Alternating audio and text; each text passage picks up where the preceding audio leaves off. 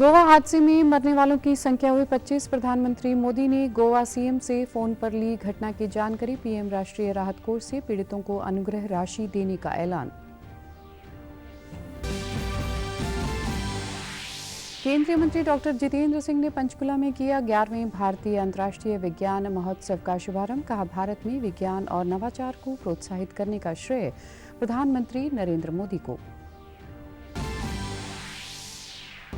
और ब्रिटिश जमाने के कादियां ब्यास रेल मार्ग पर फिर से शुरू होगा काम। रेल राज्य मंत्री रवनीत सिंह बिट्टू ने साझा की जानकारी। 40 किलोमीटर लंबे इस रेल मार्ग को 1929 में मिली थी मंजूरी। नमस्कार, चंडीगढ़ से आपका स्वागत है। मैं हूं आरजू। अब समाचार विस्तार से। गोवा के नाइट क्लब में कल रात करीब 12 बजे भीषण आग लगने से 25 लोगों की मौत हो गई। शुरुआती जांच में सिलेंडर ब्लास्ट को मुख्य कारण माना जा रहा है। हादसे में घायल हुए लोगों का अस्पताल में इलाज चल रहा है। हादसे पर राष्ट्रपति द्रौपदी मुर्मू और प्रधानमंत्री नरेंद्र मोदी ने दुख जताया है।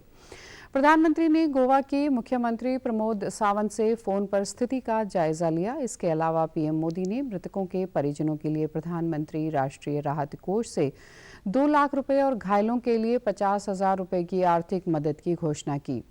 राष्ट्रपति ने सोशल मीडिया प्लेटफॉर्म एक्स पर पोस्ट करते हुए लिखा कि आग लगने की घटना पर बहुत दुख हुआ, जिसमें कई कीमती जानें चली गई। पीड़ित परिवारों के प्रति मेरी गहरी संवेदनाएं। भगवान उन्हें इस मुश्किल समय में हिम्मत दे। मैं घायलों के जल्द ठीक होने के लिए प्रार्थना करती हूं। पीएम मोदी ने सोशल मीडिया प्लेटफॉर्म एक्स पर पोस्ट में कहा कि यह हादसा बहुत ही दुखद है। उन्होंने मृतकों के प्रति संवेदना और घायलों के जल्द स्वास्थ्य लाभ की कामना की। गोवा के मुख्यमंत्री ने इस दुर्घटना को दुर्भाग्यपूर्ण बताते हुए कहा कि जिन लोगों की जान गई है उनके प्रति संवेदना व्यक्त करता हूं। गोवा सरकार की ओर से मामले की पूरी जांच की जाएगी। जो भी दोषी होगा उसे गिरफ्तार किया जाएगा। केंद्रीय विज्ञान एवं प्रौद्योगिकी मंत्री डॉक्टर जितेंद्र सिंह ने कल पंचकुला में 11वें भारतीय अंतर्राष्ट्रीय विज्ञान महोत्सव का शुभारंभ किया। 6 से 9 दिसंबर तक आयोजित इस महोत्सव को उन्होंने 3C यानी सेलिब्रेशन ऑफ साइंस, कम्युनिकेशन और करियर की तौर पर परिभाषित करते हुए कहा कि यह महोत्सव वैज्ञानिक अनुसंधान के लक्षित लाभार्थियों के बीच संवाद को प्रोत्साहित करता है। डॉक्टर जितेंद्र सिंह ने इस बात पर जोर दिया कि भारत की वैज्ञानिक प्रगति प्रयोगशालाओं से आगे बढ़नी चाहिए और नागरिकों, छात्रों और युवा पेशेवरों को सार्थक तरीके से इसमें शामिल करना चाहिए। उन्होंने कहा कि देश में विज्ञान और नवाचार को प्रोत्साहित करने का श्रेय प्रधानमंत्री नरेंद्र मोदी को जाता है। उन्होंने पिछले 10 वर्षों में भारत को विज्ञान प्रौद्योगिकी में अग्रणी बनाया है। दर्ज हुई है संसार भर में, उसमें साइंस की उपलब्धियों का बहुत बड़ा योगदान है। चाहे वो चंद्रयान 3 है, चाहे वो पहला वैक्सीन है जो न केवल हिंदुस्तान में ईजाद हुआ कोविड को लेकर के, बल्कि दूसरी दुनिया के देशों को भी भेंट करके प्रधानमंत्री मोदी जी ने विश्व बंधु के मंत्र का सही माने में पालन किया। चाहे वो हमारा आने वाला गगनयान है अगले वर्ष, तो इन्हीं उपलब्धियों के कारण आज विश्व भारत को एक दूसरी निगाह के साथ देखता है। भारत की छवि, उसकी तस्वीर बदली है। महोत्सव की थीम विज्ञान से समृद्धि आत्मनिर्भर भारत की ओर से साझा करते हुए डॉक्टर जितेंद्र सिंह ने कहा कि विज्ञान में आत्मनिर्भरता धीरे धीरे आकार ले रही है। इस मौके पर अंतरिक्ष यात्री ग्रुप कैप्टन शुभांशु शुक्ला ने विद्यार्थियों और युवा वैज्ञानिकों के साथ अपने अनुभव साझा किए। उन्होंने बताया कि भारत में विज्ञान क्षेत्र खूब तरक्की कर रहा है। प्रधानमंत्री मोदी का सपना है कि देश में ह्यूमन स्पेस मिशन के लिए एक ड्राइविंग सिस्टम होना चाहिए। कैप्टन ने कहा कि हम जल्द ही प्रधानमंत्री का यह सपना साकार करेंगे।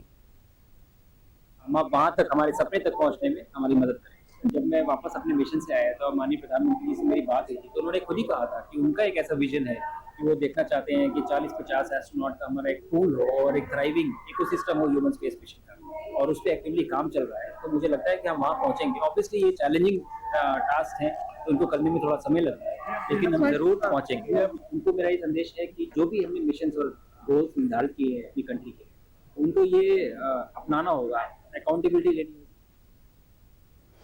विज्ञान महोत्सव के दूसरे दिन हरियाणा की मुख्यमंत्री नायब सिंह सैनी ने इसमें बतौर मुख्य अतिथि शिरकत की। इस अवसर पर उन्होंने कहा कि हरियाणा विज्ञान एवं कर्म की भूमि है। यह महोत्सव विज्ञान के द्वारा आत्मनिर्भर भारत अभियान का साक्षी बनने जा रहा है। उन्होंने बताया कि 4 दिन के इस विज्ञान महाकुंभ में 40,000 से अधिक प्रतिभागी भाग ले रहे हैं। 150 से अधिक सत्रों का आयोजन हो रहा है। इस अवसर पर पत्रकारों से बातचीत करते हुए मुख्यमंत्री ने कहा कि हरियाणा में दूसरी बार इसका आयोजन हो रहा है। यह हरियाणा के बच्चों को मौका मिला है जिसमें काफ़ी कुछ उन्हें सीखने को मिलेगा। आत्मनिर्भर भारत में यह महत्वपूर्ण कदम है और विकसित भारत में यह मील का पत्थर साबित होगा। हरियाणा भी इसमें पीछे नहीं रहेगा। इस दौरान मुख्यमंत्री ने सशस्त्र सेना झंडा दिवस को लेकर सभी सेना व पुलिस के सेनानियों को बधाई दी। हमें दूसरी बार इस महोत्सव को करने का मौका दिया है, इसकी मेज़बानी करने का अवसर हमें दिया है, ये हमारे लिए गर्व की बात है। और मैं विशेष तौर से धन्यवाद करता हूँ आदरणीय प्रधानमंत्री जी और डॉक्टर जितेंद्र सिंह जी का कि उन्होंने हरियाणा को चुना। इससे जो विकसित भारत की आपने बात कही है, विकसित भारत में तो ये मील का पत्थर साबित होगा, परंतु विकसित हरियाणा भी पीछे नहीं रहेगा, क्योंकि जब हर राज्य विकसित होगा तो भारत विकसित होगा।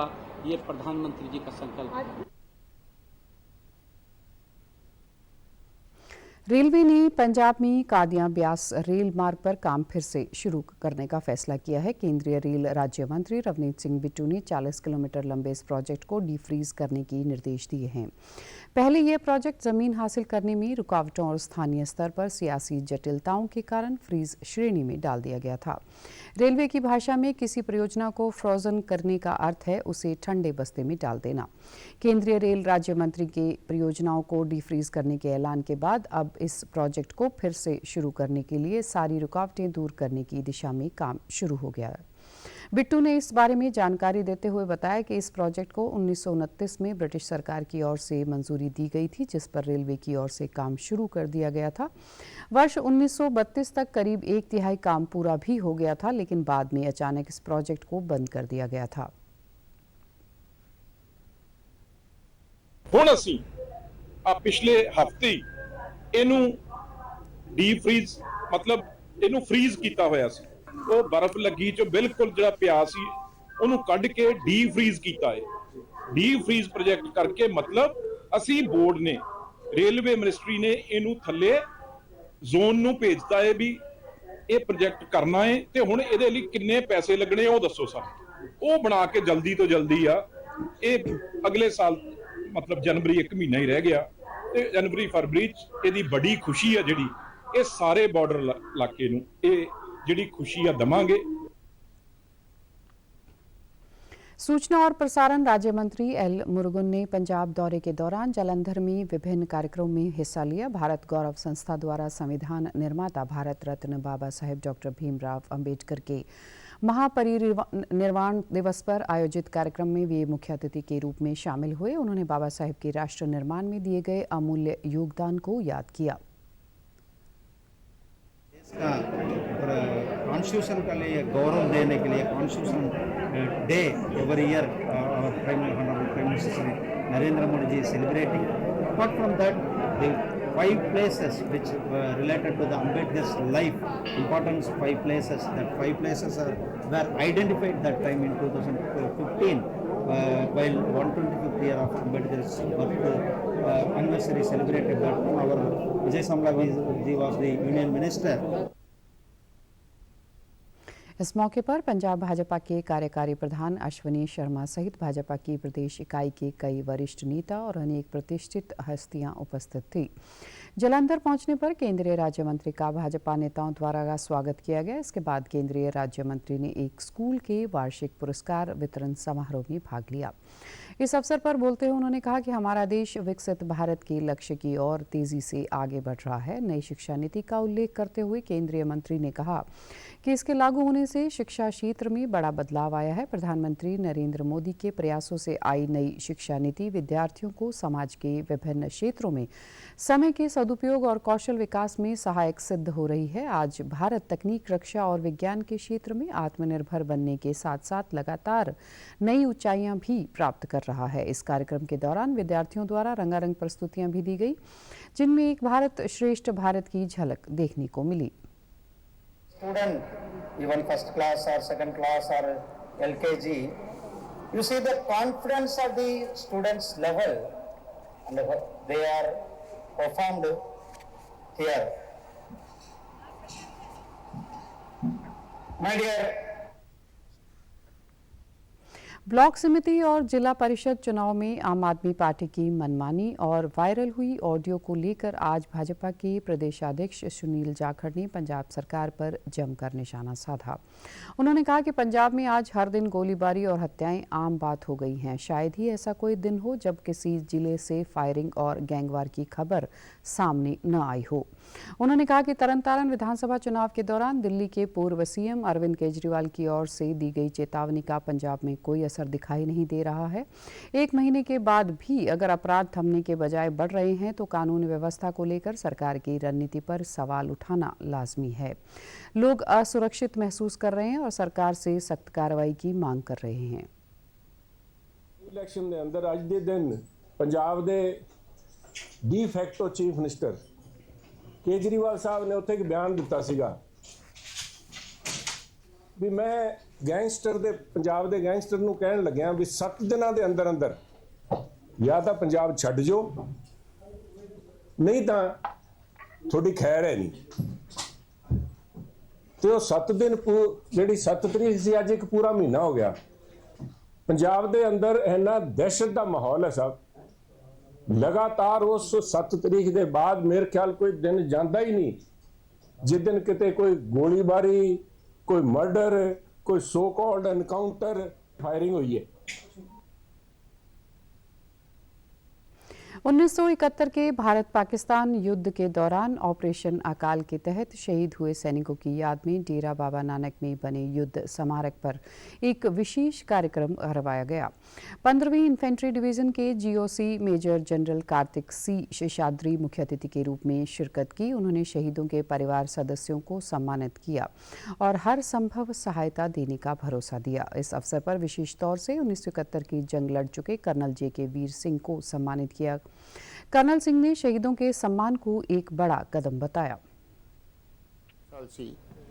मैं पलटन दा आईओसी ते असी बटालियन नूं लीड करके माइनफील्ड क्रॉस करके उन्हां दे मोर्चों के उत्ते अटैक किया सी ते उन्हां दी 38 पंजाब दी डेल्टा कंपनी जिहड़ी सी उन्हां दी डिप्लॉयड सी पाकिस्तानियां दी ते उन्हां दी 21 बलोच दी एक प्लाटून सी इत्थे जिहदे कोल उन्हां दे आरसीएल गन्ना सन, एंटी टैंक गन्ना सन ते मशीन गन्ना सन।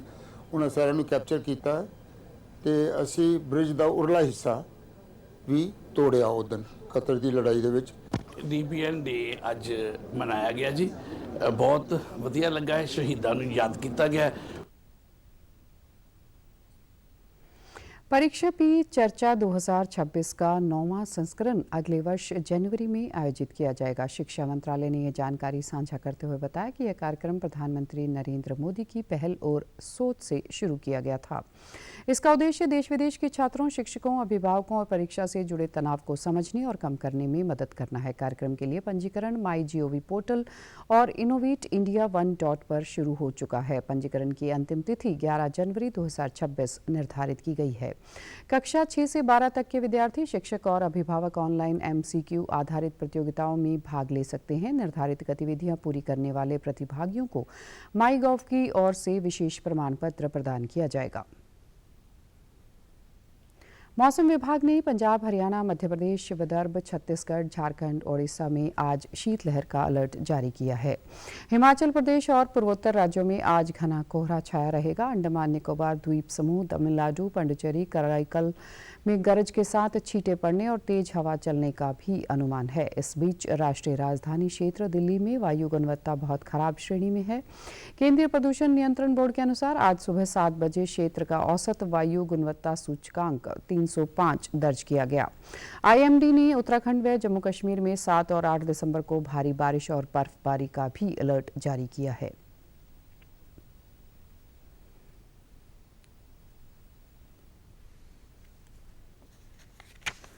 और आप हमारे समाचार YouTube channel DD news Chandigarh, Facebook DD news Chandigarh और social media X DD news CHD पर भी देख सकते हैं।